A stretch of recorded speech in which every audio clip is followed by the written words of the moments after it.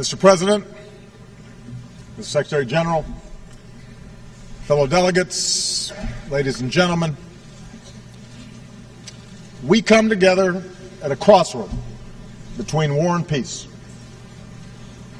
between disorder and integration, between fear and hope. Around the globe, there are signposts of progress. The shadow of world war that existed at the founding of this institution has been lifted, and the prospect of war between major powers reduced. The ranks of member states has more than tripled, and more people live under governments they elected. Hundreds of millions of human beings have been freed from the prison of poverty, with the proportion of those living in extreme poverty cut in half. And the world economy continues to strengthen after the worst financial crisis of our lives. Today, whether you live in downtown Manhattan or in my grandmother's village more than 200 miles from Nairobi, you can hold in your hand more information than the world's greatest libraries. Together, we've learned how to cure disease and harness the power of the wind and the sun. The very existence of this institution is a unique achievement. The people of the world committing to resolve their differences peacefully and to solve their problems together. I often tell young people in the United States that despite the headlines, this is the best time in human history to be born. For you are more likely than ever before to be literate, to be healthy, to be free to pursue your dreams. And yet there is a pervasive unease in our world. A sense that the very forces that have brought us together have created new dangers and made it difficult for any single nation to insulate itself from global forces. As we gather here, an outbreak of Ebola overwhelms public health systems in West Africa and threatens to move rapidly across borders. Russian aggression in Europe recalls the days when large nations trampled small ones in pursuit of territorial ambition. The brutality of terrorists in Syria and Iraq forces us to look into the heart of darkness. Each of these problems demands urgent attention, but they also are symptoms of a broader problem. The failure of our international system to keep pace with an interconnected world. We collectively have not invested adequately in the public health capacity of developing countries. Too often we have failed to enforce international norms when it's inconvenient to do so. And we have not confronted forcefully enough the intolerance, sectarianism, and hopelessness that feeds violent extremism in too many parts of the globe. Fellow delegates, we come together as United Nations with a choice to make. We can renew the international system that has enabled so much progress, or we can allow ourselves to be pulled back by an undertow of instability. We can reaffirm our collective responsibility to confront global problems, or be swamped by more and more outbreaks of instability. And for America, the choice is clear. We choose hope over fear. We see the future not as something out of our control, but as something we can shape for the better through concerted and collective effort. We reject fatalism or cynicism when it comes to human affairs. We choose to work for the world as it should be, as our children deserve it to be. There's much that must be done to meet the test of this moment. But today I'd like to focus on two defining questions at the root of so many of our challenges. Whether the nations here today will be able to renew the purpose of the UN's founding, and whether we will come together to reject the cancer of violent extremism. First, all of us, big nations and small, must meet our responsibility to observe and enforce international norms. We are here because others realize that we gain more from cooperation than conquest. 100 years ago, a world war claimed the lives of many millions, proving that with the terrible power of modern weaponry, the cause of empire ultimately leads to the graveyard. It would take another world war to roll back the forces of fascism, the notions of racial supremacy, and form this United Nations to ensure that no nation can subjugate its neighbors and claim their territory. Recently, Russia's actions in Ukraine challenge this post-war order. Here are the facts. After the people of Ukraine mobilized popular protests and calls for reform, their corrupt president fled. Against the will of the government in Kiev, Crimea was annexed. Russia poured arms into eastern Ukraine, fueling violent separatists, and a conflict that has killed thousands. When a civilian airliner was shot down from areas that these proxies controlled, they refused to allow access to the crash for days. When Ukraine started to reassert control over its territory, Russia gave up the pretense of merely supporting the separatists and moved troops across the border. This is a vision of the world in which might makes right. A world in which one's nation's borders can be redrawn by another, and civilized people are not allowed to recover the remains of their loved ones because of the truth that might be revealed. America stands for something different. We believe that right makes might.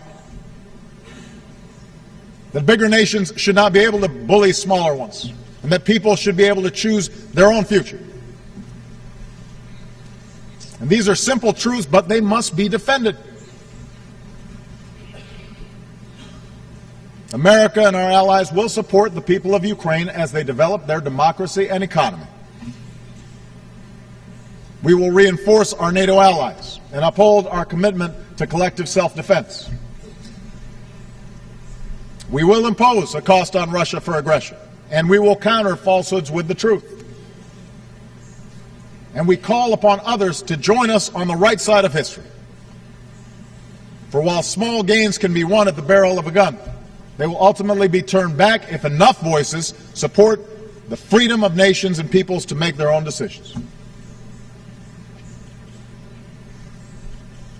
Moreover, a different path is available. The path of diplomacy and peace and the ideals this institution is designed to uphold. The recent ceasefire agreement in Ukraine offers an opening to achieve those objectives. If Russia takes that path, a path that for stretches of the post-Cold War period resulted in prosperity for the Russian people, then we will lift our sanctions and welcome Russia's role in addressing common challenges. After all, that's what the United States and Russia have been able to do in past years, from reducing our nuclear stockpiles to meeting our obligations under the Nuclear Non-Proliferation Treaty, to cooperating to remove and destroy Syria's declared chemical weapons. And that's the kind of cooperation we are prepared to pursue again, if Russia changes course.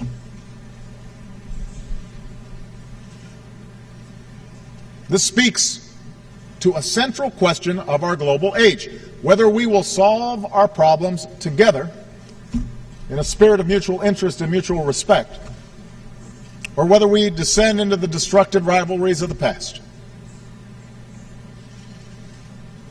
When nations find common ground, not simply based on power, but on principle, then we can make enormous progress. And I stand before you today committed to investing American strength, to working with all nations to address the problems we face in the 21st century. As we speak, America is deploying our doctors and scientists, supported by our military, to help contain the outbreak of Ebola and pursue new treatments. But we need a broader effort to stop a disease that could kill hundreds of thousands, inflict horrific suffering, destabilize economies, and move rapidly across borders. It's easy to see this as a distant problem until it is not. And that is why we will continue to mobilize other countries to join us in making concrete commitments, significant commitments to fight this outbreak and enhance our system of global health security for the long term. America is pursuing a diplomatic resolution to the Iranian nuclear issue as part of our commitment to stop the spread of nuclear weapons and pursue the peace and security of a world without them. Now, this can only take place if Iran seizes this historic opportunity.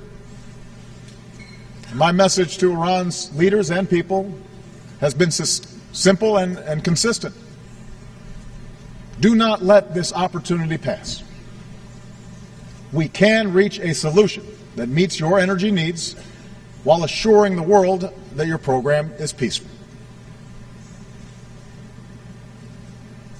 America is and will continue to be a Pacific power, promoting peace, stability, and the free flow of commerce among nations. But we will insist that all nations abide by the rules of the road and resolve their territorial disputes peacefully, consistent with international law. That's how the Asia-Pacific has grown. And that's the only way to protect this progress going forward. America is committed to a development agenda that eradicates extreme poverty by 2030. We will do our part to help people feed themselves, power their economies, and care for their sick. And if the world acts together, we can make sure that all of our children enjoy lives of opportunity and dignity. America is pursuing ambitious reductions in our carbon emissions, and we've increased our investments in clean energy. We will do our part and help developing nations do theirs. But the science tells us we can only succeed in combating climate change if we are joined in this effort by every other nation, by every major power. That's how we can protect this planet for our children and our grandchildren. In other words, on issue after issue, we cannot rely on a rule book written for a different century. If we lift our eyes beyond our borders, if we think globally, and if we act cooperatively, we can shape the course of this century as our predecessors shaped the post-World War II age.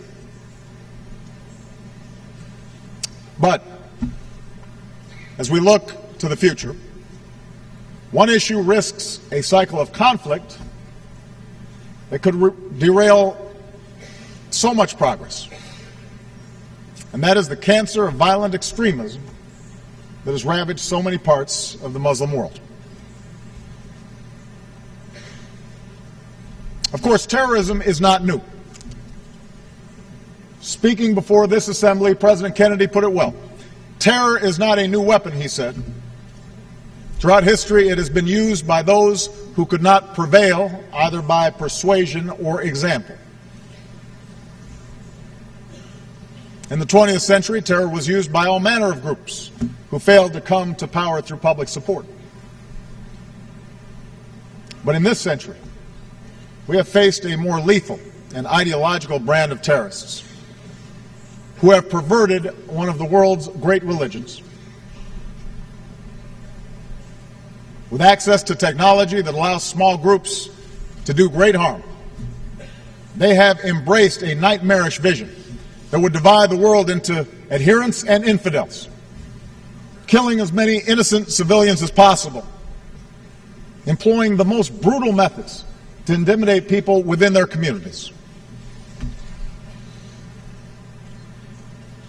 I have made it clear that America will not base our entire foreign policy on reacting to terrorism. Instead, we've waged a focused campaign against al-Qaeda and its associated forces, taking out their leaders, denying them the safe havens they rely on. At the same time, we have reaffirmed again and again that the United States is not and never will be at war with Islam. Islam teaches peace. Muslims the world over aspire to live with dignity and a sense of justice. And when it comes to America and Islam, there is no us and them, there is only us, because millions of Muslim Americans are part of the fabric of our country. So we reject any suggestion of a clash of civilizations. Belief in permanent religious war is the misguided refuge of extremists who cannot build or create anything, and therefore peddle only fanaticism and hate. And it is no exaggeration to say that humanity's future depends on us uniting against those who would divide us along the fault lines of tribe or sect, race or religion. But this is not simply a matter of words. Collectively, we must take concrete steps to address the danger posed by religiously motivated fanatics and the trends that fuel their recruitment. Moreover, this campaign against extremism goes beyond a narrow security challenge. For while we've degraded methodically core al-Qaeda and supported a transition to a sovereign Afghan government, extremist ideology has shifted to other places, particularly in the Middle East and North Africa, where a quarter of young people have no job, where food and water could grow scarce, where corruption is rampant, and sectarian conflicts have become increasingly hard to contain. As an international community, we must meet this challenge with a focus on 4 areas. First, the terrorist group known as ISIL must be degraded and ultimately destroyed. This group has terrorized all who they come across in Iraq and Syria. Mothers, sisters, daughters have been subjected to rape as a weapon of war. Innocent children have been gunned down. Bodies have been dumped in mass graves. Religious minorities have been starved to death. In the most horrific crimes imaginable, innocent human beings have been beheaded with videos of the atrocity distributed to shock the conscience of the world. No God condones this terror. No grievance justifies these actions. There can be no reasoning, no negotiation with this brand of evil. The only language understood by killers like this is the language of force. So the United States of America will work with a broad coalition to dismantle this network of death. In this effort, we do not act alone, nor do we intend to send U.S. troops to occupy foreign lands. Instead, we will support Iraqis and Syrians fighting to reclaim their communities. We will use our military might in a campaign of airstrikes to roll back ISIL. We will train and equip forces fighting against these terrorists on the ground. We will work to cut off their financing and to stop the flow of fighters into and out of the region. And already over 40 nations have offered to join this coalition. Today I ask the world to join in this effort. Those who have joined ISIL should leave the battlefield while they can. Those who continue to fight for a hateful cause will find they are increasingly alone.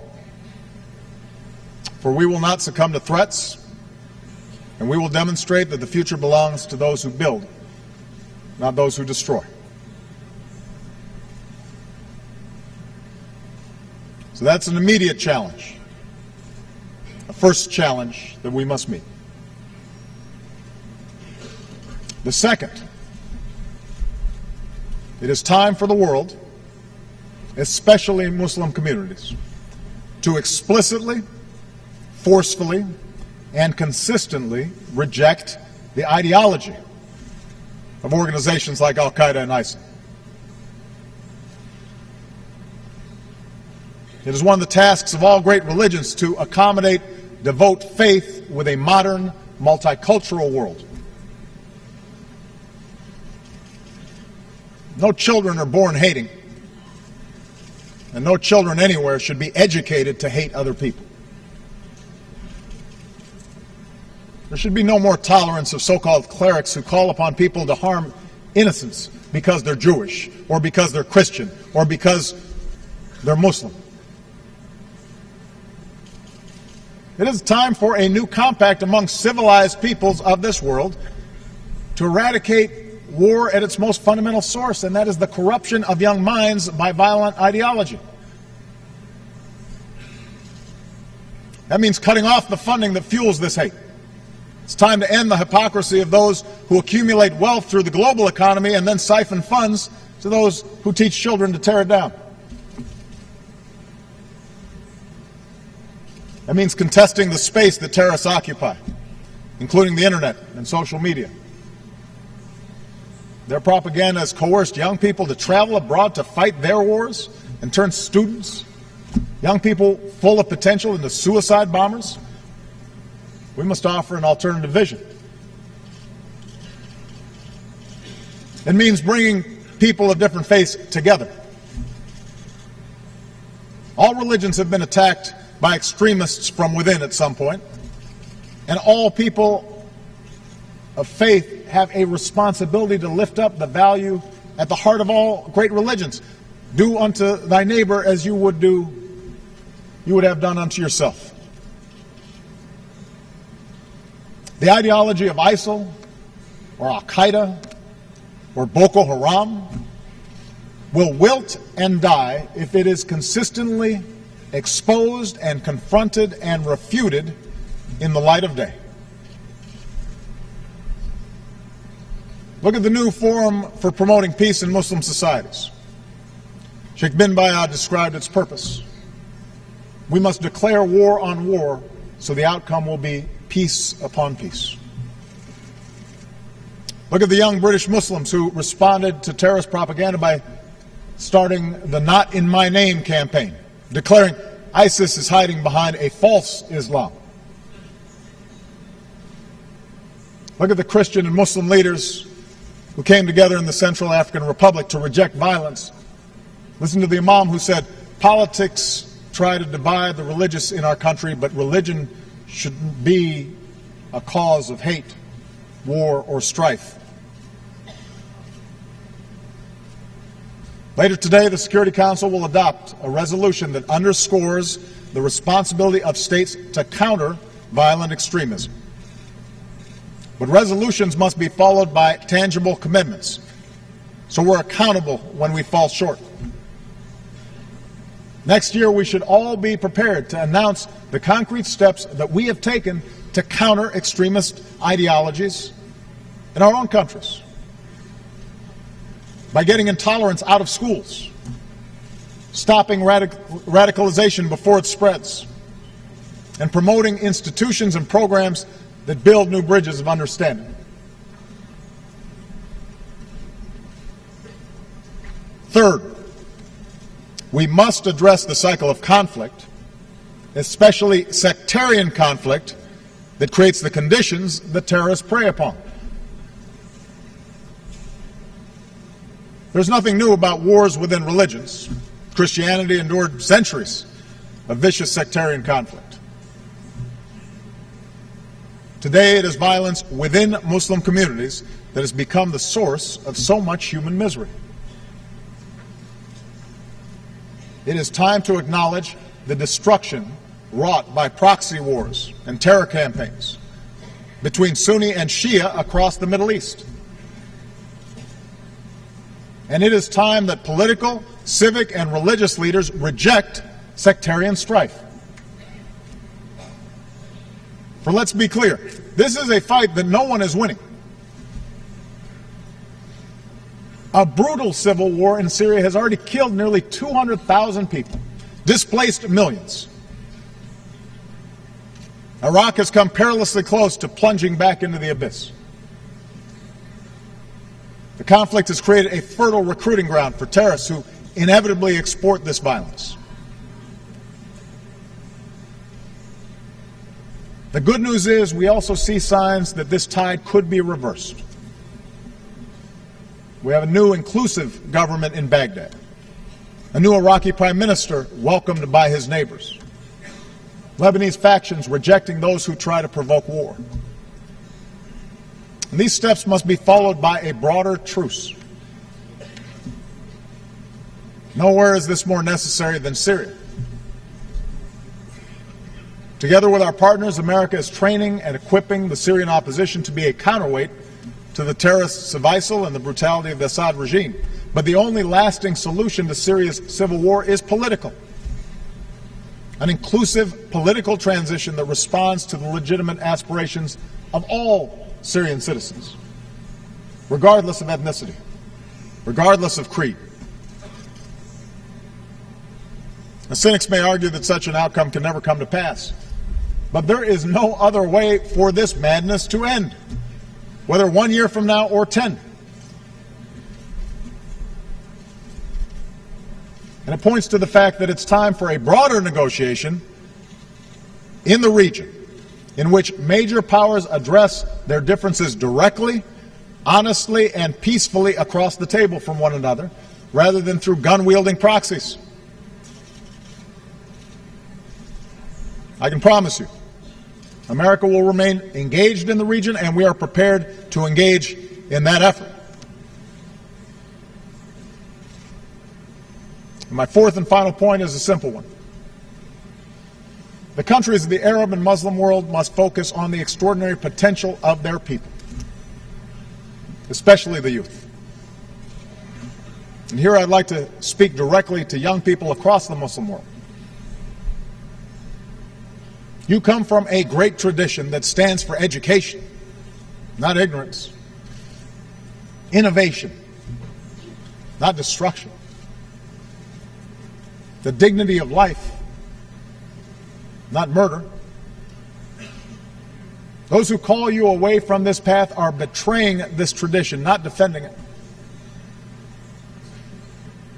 You have demonstrated that when young people have the tools to succeed, good schools, education in math and science, an economy that nurtures creativity and entrepreneurship, then societies will flourish. So America will partner with those that promote that vision. Where women are full participants in a country's politics or economy, societies are more likely to succeed. And that's why we support the participation of women in parliaments and peace processes, schools, and the economy. If young people live in places where the only option is between the dictates of a state or the lure of an extremist underground, then no counterterrorism strategy can succeed. But where a genuine civil society is allowed to flourish, where people can express their views and organize peacefully for a better life, then you dramatically expand the alternatives to terror. And such positive change need not come at the expense of tradition and faith. We see this in Iraq, where a young man started a library for his peers. We link Iraq's heritage to their hearts, he said, and give them a reason to stay. We see it in Tunisia, where secular and Islamist parties worked together through a political process to produce a new constitution. We see it in Senegal, where civil society thrives alongside a strong democratic government. We see it in Malaysia, where vibrant entrepreneurship is propelling a former colony into the ranks of advanced economies. And we see it in Indonesia, where what began as a violent transition has evolved into a genuine democracy. Now, ultimately, the task of rejecting sectarianism and rejecting extremism is a generational task, and a task for the people of the Middle East themselves. No external power can bring about a transformation of hearts and minds. But America will be a respectful and constructive partner. We will neither tolerate terrorist safe havens nor act as an occupying power. We will take action against threats to our security and our allies while building an architecture of counterterrorism cooperation. We will increase efforts to lift up those who counter extremist ideologies and who seek to resolve sectarian conflict. And we will expand our programs to support entrepreneurship and civil society, education and youth, because ultimately these investments are the best antidote to violence. We recognize as well that leadership will be necessary to address the conflict between Palestinians and Israelis. As bleak as the landscape appears, America will not give up on the pursuit of peace. Understand, the situation in Iraq and Syria and Libya should cure anybody of the illusion that the Arab-Israeli conflict is the main source of problems in the region. For far too long, that's been used as an excuse to distract people from problems at home.